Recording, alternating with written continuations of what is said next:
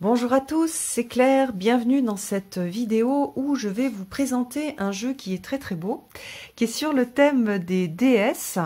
Donc c'est un oracle qui a été créé par Rachel Johnson, qui est une Australienne, et je trouve ce jeu alors particulièrement beau, mais aussi il a une structure qui est super intéressante et qui permet de travailler de façon un petit peu différente avec les DS qu'avec des jeux, on va dire, classiques, où on va avoir en fait plein de DS pour savoir quelle est la déesse qui nous guide. Mais là, on a d'autres choses aussi, on a d'autres informations. Alors, donc ce jeu, il arrive dans un paquet écologique, et donc il était rangé dans une boîte. Alors cette boîte, pour moi, c'est la boîte de protection, donc celle qui a pris les coups de la poste, et ça permet de protéger les cartes et le livret. Voilà, puisque les cartes sont dans un joli sac qui a été imprimé spécialement pour le jeu. Je trouve que c'est bien, puis en plus on peut le livret rentre dans hop, je vous montre, voilà, on peut tout mettre dedans, donc l'idée c'est de le garder comme ça. J'ai reçu des autocollants avec le jeu, donc ça permet, si on fait du journaling, ce que je vous invite à faire avec ce jeu là, voilà, on peut coller des choses. Et puis ça, c'est la carte de visite de l'artiste, enfin de l'artiste et de la créatrice qui a conçu le jeu. Et je vous mettrai le lien sous la vidéo si le jeu vous intéresse. Voilà, donc jeu auto-publié qui vient d'Australie, qu'on peut trouver sur Etsy. Et je vais vous montrer sa structure, ses cartes, parce que c'est vraiment super bien fait. Alors, donc, pour ça, on va sortir les cartes. Voilà, alors, vous voyez qu'il y a un magnifique dos. Les cartes sont assez souples. C'est vrai que sur des autopubliés, d'habitude, on a plutôt des choses épaisses. Là, on a quelque chose de souple. Alors, du coup, c'est plus pratique pour les mélanger. Les cartes glissent bien. Voilà. Puis, on peut les mélanger facilement puisque les cartes sont souples. On va regarder le livre, le petit livret qui est donc petit mais costaud. Dans lequel, voilà, on a un remerciement, on a la table des matières, où on voit tout de suite en fait la structure du jeu. Alors c'est ça qui m'a plu. On va avoir des cartes qui correspondent aux chakras, on va avoir des cartes qui correspondent aux arcanes majeurs du tarot, des cartes qu'elle a appelées le septuple, mais qui est pour moi en fait une famille de qualités à développer. Et puis on a des cartes lunaires. Alors ce que j'aime dans cette structure, c'est que du coup elle va soutenir aussi nos lectures. C'est-à-dire que si on tire une carte de déesse de chakra, on sait que c'est au niveau de ce chakra là qu'on va travailler. Donc si on connaît les chakras, si ça nous intéresse, il y a des chances, si on a pris ce jeu là, on va pouvoir et avec le message et même faire plus de recherches et de voir un petit peu comment est-ce que ce chakra il est impacté par la situation, ou comment est-ce qu'il peut, le fait d'utiliser l'énergie de ce chakra là, ça peut nous aider à débloquer une situation. Au niveau des déesses des arcanes, là on va avoir les arcanes donc du tarot avec l'idée du chemin de vie. Donc ça peut représenter aussi un aspect de notre chemin de vie, où est-ce qu'on en est, qu'est-ce qu'on est en train de faire. Donc on a cette indication supplémentaire en plus de l'énergie de la déesse. Sur le septuple, on va avoir des indications sur des énergies à développer ou des qualités à mettre en œuvre pour pouvoir avancer. Et puis, au niveau des énergies lunaires, on a ce soutien de la Lune qui est intéressant. Donc, ça peut soit nous donner une idée déjà qu'on est très influencé par ce côté lunaire. Donc, aller explorer toute cette partie lunaire, voir comment dire, ce qu'elle peut nous apporter et aussi les illusions qu'elle peut nous donner. et puis donc aussi travailler, c'est aussi une indication comme quoi on peut travailler pour ce tirage particulier, cette question particulière, avec les énergies de la Lune. Donc peut-être faire un rituel, etc. Voilà. Donc ensuite, on a l'explication de la genèse de cet oracle. Donc j'ai trouvé ça assez sympa. On voit aussi les cartes qui l'ont accompagné, la façon dont ces cartes l'ont accompagné. Comment est-ce qu'on travaille avec le jeu? Donc pour beaucoup de jeux maintenant on a ça, mais là elle rappelle aussi le côté intuitif, donc on peut travailler au niveau intuitif avec le jeu. Là, alors ça c'est vraiment génial parce qu'on a une vue générale de la structure. Donc vous voyez ici, ce sont toutes les énergies lunaires, le septuple, les déesses des arcanes et puis l'énergie des chakras. Alors on commence par le bas et on monte de plus en plus. Et on a pas mal de petits tirages, donc le tirage de la triple déesse, un tirage d'amour, un tirage au niveau des chakras, un autre tirage sur la lune, un sur le pouvoir, un autre sur les rencontres, enfin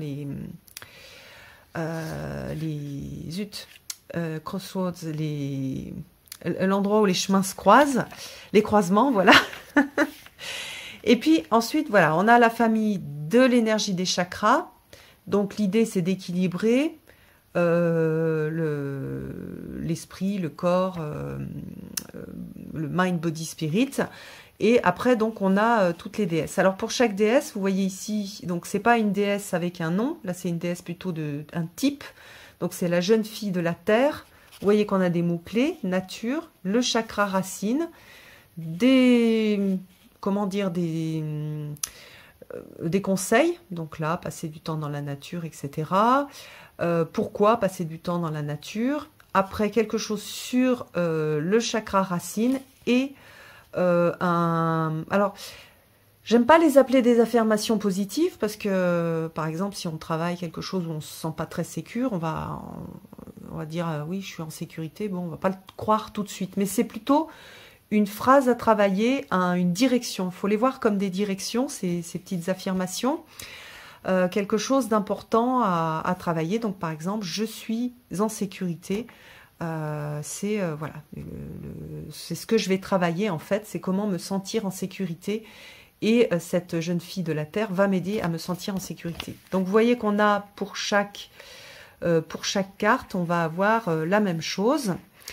Et avec la petite phrase en bas. Donc, quelque chose sur des conseils, l'explication ici du chakra, et puis la petite phrase. Alors, si on prend, par exemple, les déesses des arcanes du tarot, donc le pouvoir divinatoire, où est-ce qu'on en est dans notre chemin de vie, par exemple? Ouais, mais comment dire, ça va pas, c'est pas juste en posant cette question-là. C'est vous avez une problématique et pour moi ça donne une petite indication, un peu comme une carte. Voilà où vous en êtes et ce que vous êtes en train de faire. Donc ici, chaque fois on a pareil des mots clés. On a le panthéon puisque là on va avoir des déesses avec des noms de déesses, issus de panthéons différents. En tarot, ça correspond au fou. Qui c'est? Alors là, c'est vraiment, vraiment court. Si vous avez envie de travailler avec la déesse, ça peut valoir le coup de faire des petites recherches. Donc là, c'est Sif, on est dans le panthéon nordique. Et puis, donc là, des conseils et même chose, une petite phrase d'inspiration. Au niveau donc là, c'est comment dire, la famille la plus grande. Après, donc, le septuple, les forces et la guidance. Donc là, on va avoir, par exemple, alors Nike, on va le dire à l'anglaise. On a plus l'habitude, mais bon, puis en français, c'est pas très beau. Donc la victoire, le triomphe, le fait d'avoir cette maîtrise. On a la fierté, la description de la déesse, le fait d'être fier de soi, etc. Donc des indications, une sorte de guidance. Et puis ici, une phrase d'inspiration. Finir avec les déesses lunaires. Donc c'est le pouvoir mystique.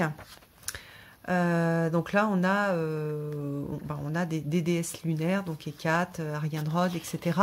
Même chose, le Panthéon, le mot-clé, une petite explication sur la déesse avec une guidance, et puis une phrase d'inspiration. Donc je trouve globalement que les déesses, en tout cas celles avec lesquelles j'ai travaillé, étaient bien choisies. Qu'il y avait une adéquation entre la déesse et le message. Et je trouve que c'est un jeu que je trouve très inspirant. Alors, on va regarder les cartes maintenant. Et donc, nous allons commencer par la première famille, qui est donc la famille des chakras. Alors, voilà le chakra racine. Ah oui, c'est beau, c'est des dessins au crayon. Et puis on a aussi les couleurs des personnages qui sont en lien avec les chakras. Donc le chakra racine, vous voyez qu'elle a une robe rouge. On a aussi des animaux.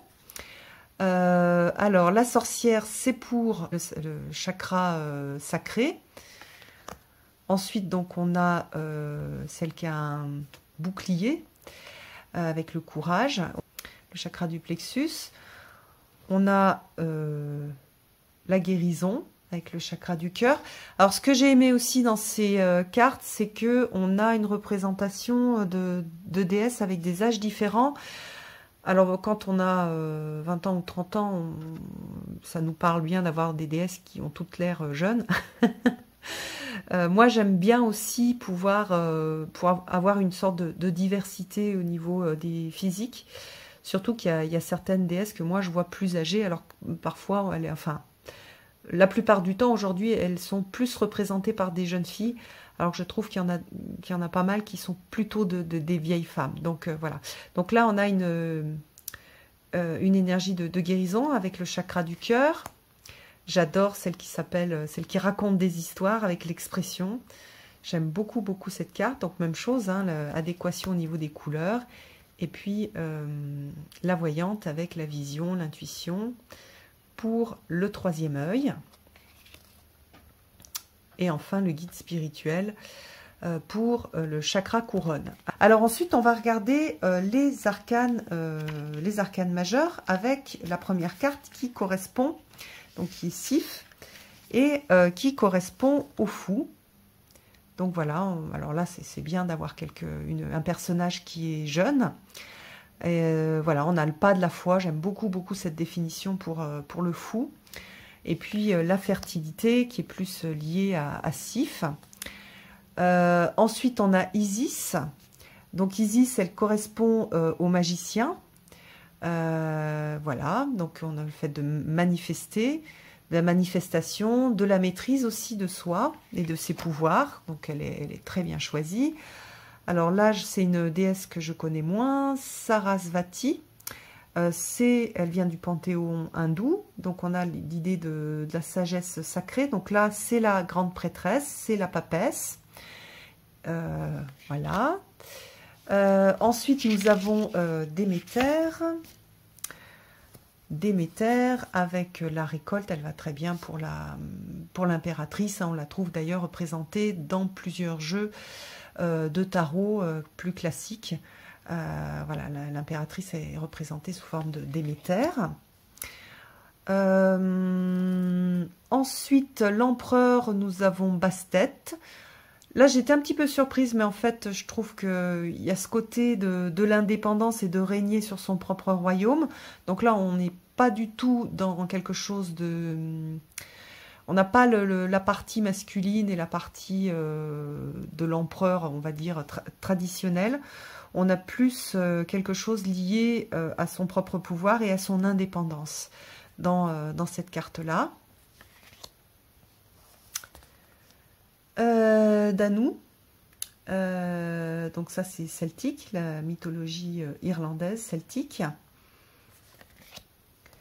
Kuan Yin, super bien choisi pour les amoureux, avec donc là l'amour, la compassion, l'unité.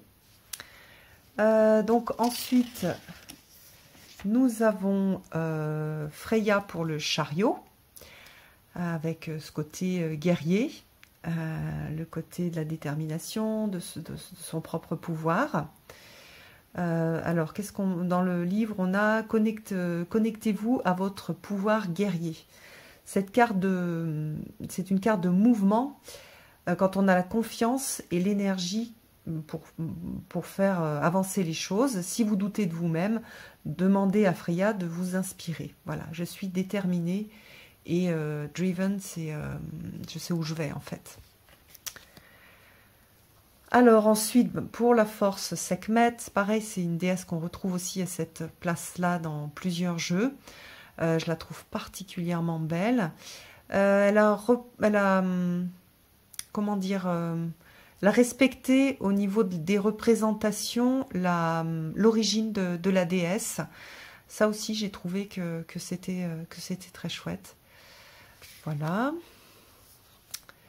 Nemetona, donc panthéon celtique. Celle-ci, je ne la connaissais pas, cette déesse-là.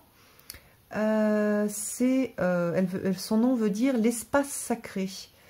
Voilà, c'est créer son espace sacré. Donc ça, c'est pour l'ermite, donc bien choisi aussi. Donc après, on a Fortuna pour la roue de fortune. Maat, j'adore cette représentation aussi pour la justice, l'équilibre, la justesse.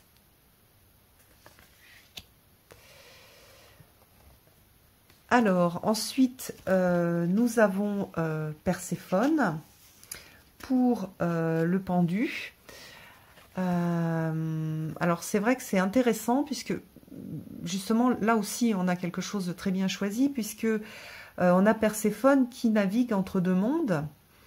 Et donc, elle a ce côté aussi de double vision du pendu.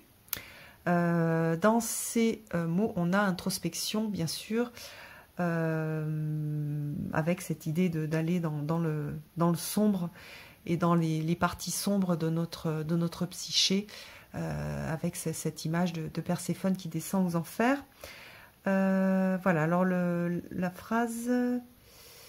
I look at all my options as changed. Je regarde toutes les options que j'ai alors que quand je suis dans des périodes de changement. Donc ensuite, nous avons pour la mort la mythologie nordique avec Hel.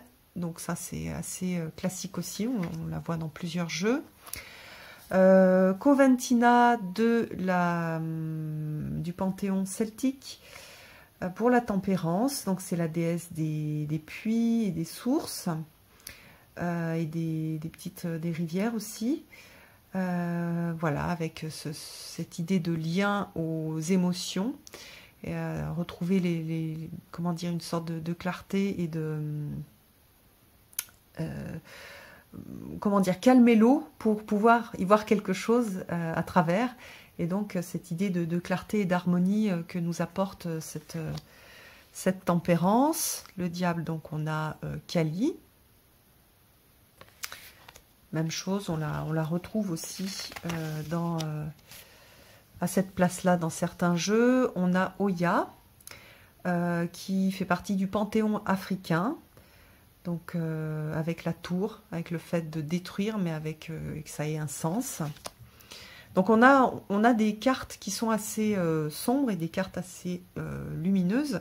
Donc c'est super intéressant aussi dans un tirage d'avoir la possibilité d'avoir des réponses qui sont contrastées. Donc Tara pour l'espoir, pour l'étoile.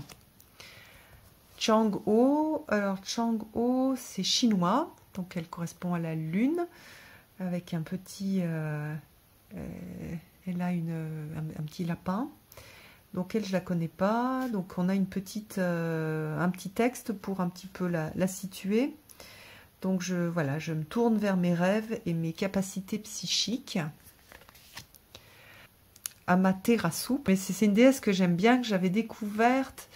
Je crois que c'est dans un des jeux de Stacy de Marco, il me semble. et je l'avais trouvée intéressante. Donc c'est une déesse solaire, une déesse de chance, une déesse aussi de joie. Donc je la trouve magnifique et super inspirante.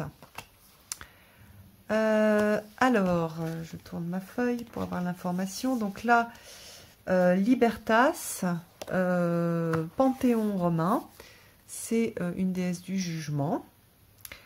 Voilà, c'est l'inspiration pour la statue de la liberté. Ensuite, on a Gaïa pour le monde. Voilà. Donc ensuite, on passe au septuple avec les forces. Et puis, les forces qui vont nous guider. Donc, on a la déesse de la victoire. C'est pour ça que d'ailleurs son nom a été choisi pour la fameuse marque de sport. Donc, panthéon grec. Ce qu'a dit panthéon nordique pour l'honnêteté. Le fait de parler, de dire sa vérité. Alors, Abnoda. Donc, panthéon celtique, donc le côté sauvage. Regardez comme elle est belle. À nouveau, le panthéon nordique avec Sigyn. Donc, c'est difficile de le prononcer correctement puisque personne n'a de... On a peu de traces sur l'ancien norrois. Donc c'est la femme en fait de Loki. Donc on a cette idée de dévotion. Ensuite donc nous avons Athéna pour l'intellect avec la stratégie, Oshun pour la sensualité et Ostara pour le fait de se relaxer, en fait, quelque chose de l'ordre de la douceur, le fait d'éclore aussi, de permettre. Donc c'est l'équivalent de la force de vie du printemps. Donc en fait, j'aime bien puisqu'elle... la façon qu'elle a aussi de présenter les déesses, on voit à quel point tout ce qui était représentation du divin dans beaucoup de panthéons, dans la majorité des panthéons, où qu'on les trouve, ce sont des forces de la nature qui sont représentées à travers ces dieux et ces déesses. Et j'aime ce côté en fait assez ancré qui, je trouve, est beaucoup plus fidèle à la façon de voir les dieux et les déesses de l'ancien temps. Et puis, pour travailler avec, je trouve aussi que c'est très intéressant. Donc ensuite, on a les énergies lunaires. Avec donc la nouvelle lune, on a Hécate, ou Hécatée. Donc voilà, avec les 3 aspects. Arianrhod pour donc là c'est panthéon grec, ici c'est le panthéon celtique avec donc Arianrhod. Donc là chaque fois elle va mettre, je vous le montre, elle pose aussi par exemple ici on va poser nos intentions en période de lune montante. Donc voilà, avec le petit un petit message pour nous guider. Donc ensuite, on a Diana pour passer à l'action. Ensuite, Rhiannon pour, donc celtique aussi, et avant c'était panthéon romain, l'inspiration créative. Là, la pleine lune, donc on a Sélène, qui est vraiment une déesse qui représente la lune dans le panthéon grec. Ensuite, on va avoir la lune descendante. Et donc là, on a la Morrigan, Ixkiel. Donc, vous voyez, à nouveau, je vous disais des âges différents. Donc, ça, c'est c'est une déesse maya. Et puis, Kéridwen. Donc, en fait, quand on va utiliser le jeu, on va avoir Ah non, j'ai des trop petites mains. On va avoir donc plusieurs types d'infos et on va pouvoir faire plusieurs choses. Donc soit je tire une seule carte et je vais travailler juste avec le message et la déesse. Donc ça me permet de demander de l'aide à la déesse, ça me permet de faire tout un travail aussi de lien à travers des rituels. Soit je vais faire des tirages à plusieurs cartes. Donc par exemple, voilà, les nouvelles choses qui commencent à arriver dans ma vie, les choses sur lesquelles je suis invitée à me pencher, comment est-ce que je vais les faire grandir, et puis les leçons que je vais apprendre, quel type de leçons je vais apprendre, et donc je vais utiliser les mots-clés pour mon interprétation. Donc c'est en fait mon guide va répondre à travers ces énergies de déesse, et après je peux demander soit à avoir une déesse qui m'accompagne particulièrement sur ce chemin-là, donc je peux tirer une carte supplémentaire, soit je peux choisir une des déesses parce qu'il y a quelque chose qui est plus difficile pour moi, donc je vais demander par exemple à Fortuna de m'aider à m'accompagner dans ces changements. Alors pour moi le changement c'est difficile, ou alors je vais demander comment, alors pour le nourrir il faut que je retrouve ce côté sauvage que j'ai en moi, je vais demander à cette déesse de m'accompagner pour justement être capable de reconnaître et de retrouver ce côté, de contacter ce côté sauvage. Donc là je vais travailler avec l'archétype de la déesse que je contiens et aller retrouver en fait Amnoba en moi. Donc je vais lui demander de l'aide à l'extérieur pour pouvoir retrouver cette partie que moi je porte d'elle. Et puis même chose, je peux demander à Sigyn de m'aider. Qu'est-ce que je peux apprendre de ces changements qui vont se produire et de comment est-ce que je les ai accompagnés. Voilà.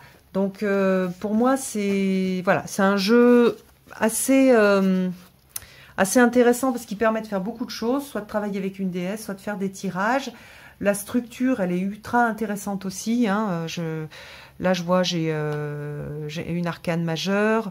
Ici, je vais aller chercher Amnoba. Je me souviens plus à quoi elle correspond, mais avec en fait, avec ça, je vais pouvoir vite la retrouver. Je peux aussi voir si je travaille plutôt avec la lune, si je travaille plutôt avec là, il n'y a pas de chakras, mais plutôt avec des chakras, plutôt des choses à développer en moi. Donc, ça apporte aussi des informations supplémentaires. Voilà, j'espère que cette review vous aura plu. En tout cas, moi, je suis vraiment contente de faire découvrir ce jeu-là parce que je le trouve très beau et très bien fait. Et puis, je vous donne rendez-vous pour une prochaine vidéo et je vous embrasse tous. À bientôt.